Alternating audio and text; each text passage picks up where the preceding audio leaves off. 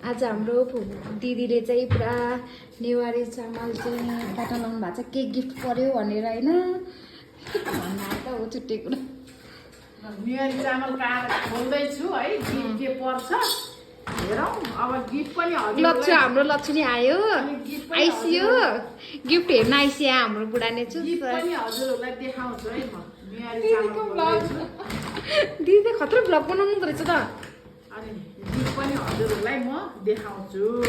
दिदीको vlog double रहेछ हजुर यसमा चाहिँ अन्नमा केमा छ यो चाहिँ डबल छ बाँडेको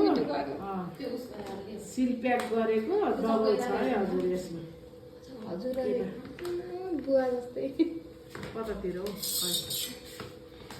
हाम्रो बुवाको चाहिँ कान्छी बहिनी गोरा खान्छ सबै म मात्र कालो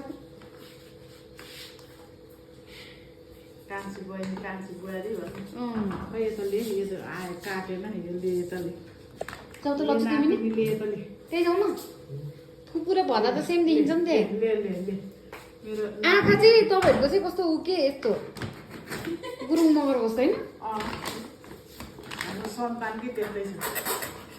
हाम्रो हजुरआमा चाहिँ त्यस्तै थियो होला हाम्रो लक्ष्मी पनि त्यस्तै खाँदै हेर्नु त छ नि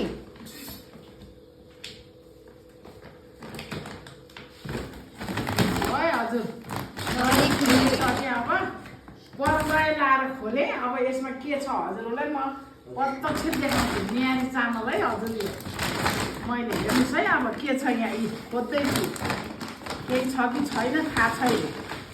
अस्ति नै 1000 रुपियाँको कुपन परिरहेको थियो अस्ति नै 1000 रुपियाँको परेर लोभ लाएर लिएर आएको हजुर अहिले पर्या छ हजुर पर्या छ है हजुर यस्तो राम्रो प्लेट पर्या छ ल हेर्नुहोस् त यहाँ यति राम्रो प्लेट छ ल हेर्नुहोस् नेवारी चामलको कैफत ल हेर्नुहोस् यहाँ अस्ति नैको 1000 रुपियाँ के आउनुभयो अस्ति नैको 1000 रुपियाँ चामलकै पसलमा साट्यो यसपालि थाली पर्यो हजुर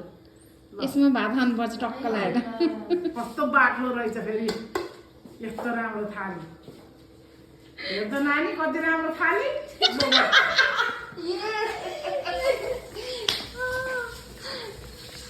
भयो कति खिचे कि त